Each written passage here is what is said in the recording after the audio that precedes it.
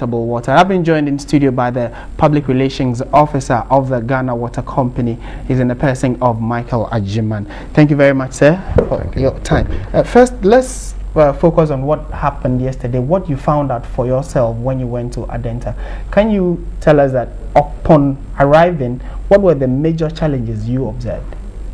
The main challenges had to do with broken pipelines and the leakages therefrom. But the pressure has increased so well.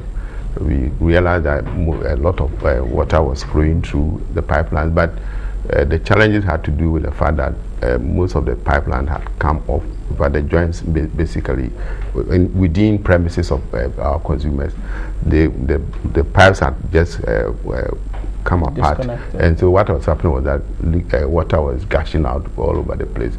So that is the main challenge that we face now, how to actually mend all these leakages to ensure that we don't lose a lot of water.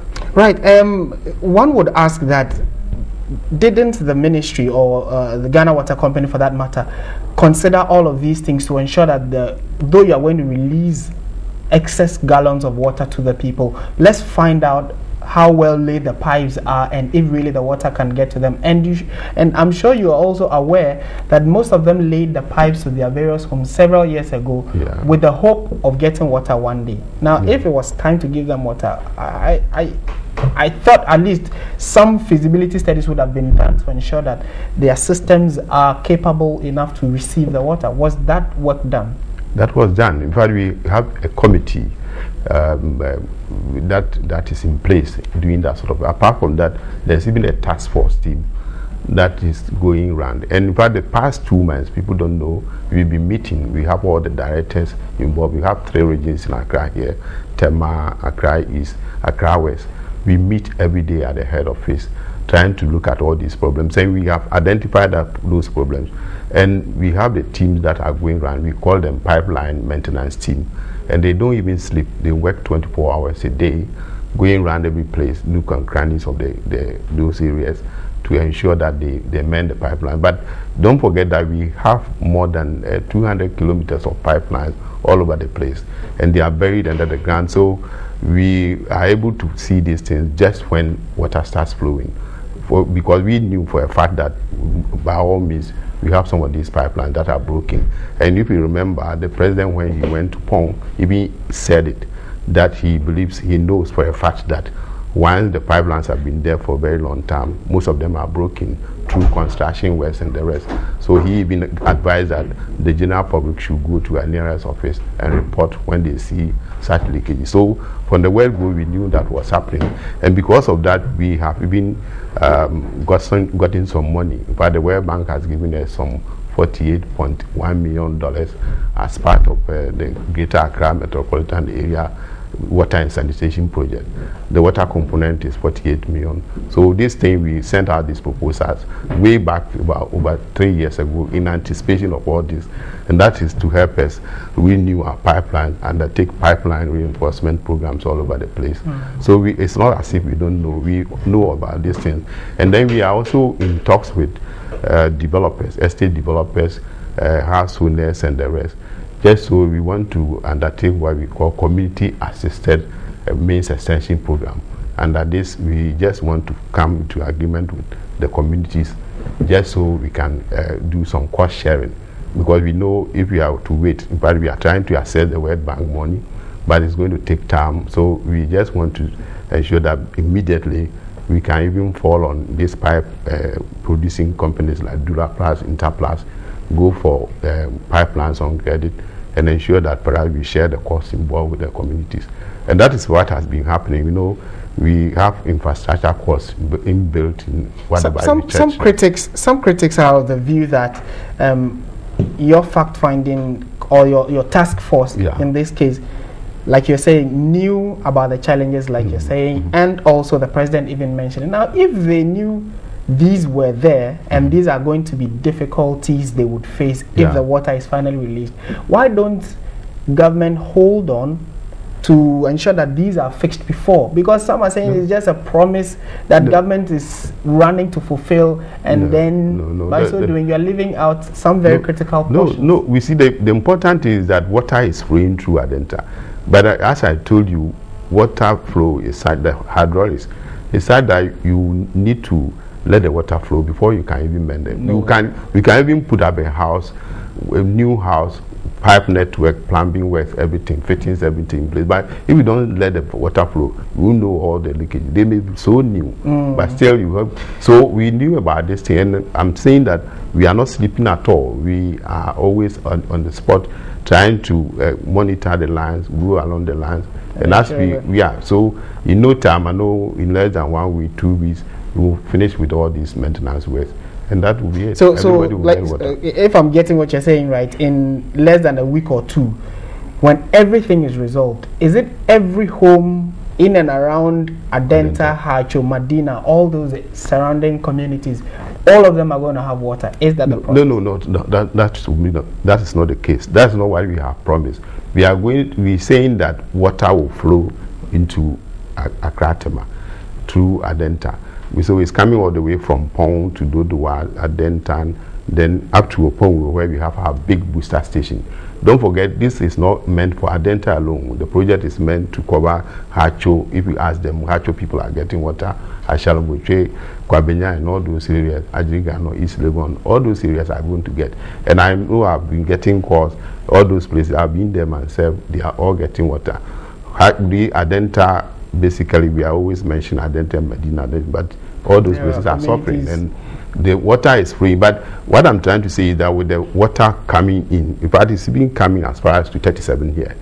Then from there to cantonments and the rest, boosts up the supply in all those areas. But what I'm trying to say is that we will never know where the leakages are. They may be so new, but if they are not set properly, if the tangents are not well in place, or what you call the joints are not well done, even if they are very new, if they are late today, you can still have blockages.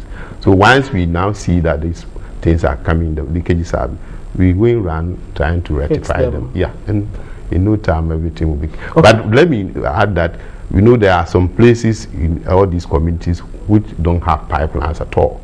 Very new places, they don't have pipelines. Some of them, as I've indicated, old lines that have been disconnected long time ago. Some have been forgotten because there was no water flow. But now that we have done the project, finished it, we are going to ensure that we lay pipelines to all those areas. And all that we are telling the public is that they should come forward. When they see leakages, they should come quickly, inform us. And our people are on the ground, they will go and mend them. And it is not that some other communities that have enjoyed water in years past are now going to be cut off for Adentan and its areas to be supplied. That's not the case. No, I must even tell you that the water that we are getting from all these projects, don't forget we have 4 big projects that have been completed as I talk now. We just, as you're saying, trying to realign our pipelines and the rest, and in no time, we are going to get 158 million gallons of water every day into the city. At the moment, we get, but before the last week, when the president pressed the button on the control panel that controls the filters, we had only 93 million gallons. But with this, 20 million had been added.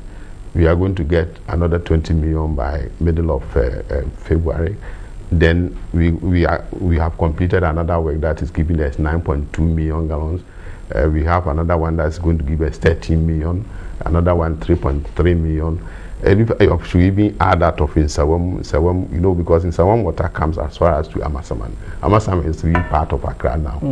So all this will come up to about 158 million. And that is well beyond the demand of Accra, which is projected to be around 150.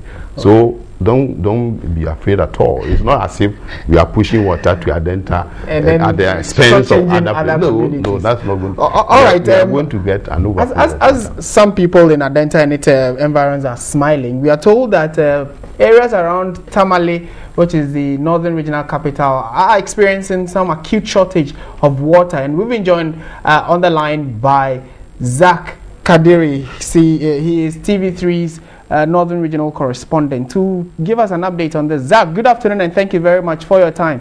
How serious is the water shortage that has hit Tamale? Well, it's actually very serious, Martin. Almost despite the unfriendliness of the weather, we are in the Hamilton period. But early morning, you see women and children going to look for water. Where they will get or not is another thing. Those who live around the UDS station, that's Dungu, they go as far as about 5 miles to the Tamale to fetch water. And then just a jerican of water. Vehicles, motorbikes, bicycles, any sort of thing, mobile thing is used to fetch water in Tamale today. It's a serious issue. So I talked from part of Tamale, apart from 2 areas, in other places, there was no water at all. And the situation is so serious, and tanker drivers also capitalize on the situation. With the contaminated water, because these dam waters are not purified. They sell this water at a certain price between 30-50 Ghana cedis tanker, depending on 30 drums of the big tank. Right. So I went to the public, yeah. Zach, when did this start? When did this shortage start? It has been an annual affair. We have shorter period of rainy season. So soon after that, we have longer period of dry season. So there's a public officer of Ghana Water Company, Abe, suggested that there's a need for people in the metropolis to learn to harvest water. But I wonder how a multi-thatched roof house can harvest water. In fact, the reality is that it's possible for some people, others not possible. And even if it is possible for some people like me, I have a 30 drum tank. But since the last time we harvested water, it has never rained for the past 3 months. So the condition has been persistent, and everywhere you go, you see the people stopping to get water. It's actually serious. But he assured that today they are going to divert, well, the area that get water will not get water today. They are going to divert it to relocate it to other places. I visited some of the places before I arrived at home, and none of them have had water as of now. All right. Zach, thank you very much for those updates. We'll stay on that issue, and we are working the lines to get the PRO of the Ghana Water Company in Tamale to tell us what exactly the problem is back. But coming back in studio here, we have Mr. Michael Ajiman. He is the Public Relations Officer of the Ghana Water Company, and he has been telling us plans that the company is putting in place to ensure that they get water to some areas that have not had water in several years. Mr. Ajiman, you were giving us a rundown of how you are preparing to ensure that every home, at least in Greater Accra, gets water. But then the question of quality has also come up. Is it that because we are pushing out the water to them, we are not checking the quality? And what is the assurance from the Ghana Water Company? We want to assure everybody that our water is so potable, very clean, pure. You see, there shouldn't be that question at all. Even with this new project that has come up at the pond, we have used, I must say, well over 2 months testing the quality. It's not as if we started pumping straight away. What we did over the period is just to test from stage to stage. We started from pond all the way to Opongro, where we have our booster station. But we have a well-established water quality assurance department. They have laboratories in Accra here. We have some at Weja. We have some at 37 office here.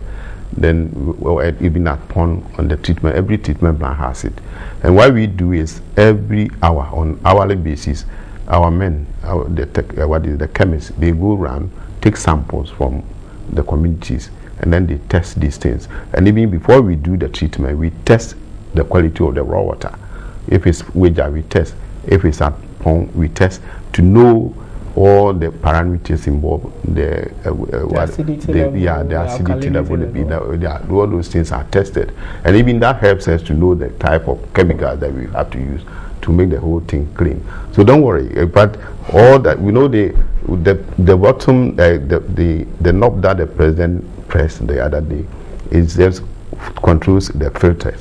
You know, before the water comes out, we have filtration chamber. This one, the water goes through some form of filtration. Everything comes clean. All the particles, the dirt, everything taken out. And then after that one, we add chemicals like chlorine and the rest to kill the bacteria and the rest. So before our water comes out, quality is so much assured. But what I know for a fact is that it comes to consumer homes. Some of them might have their overhead tanks, which they don't clean. In fact, I know for a fact that some people, especially those living in government bungalows and the rest, some of these were built in colonial days.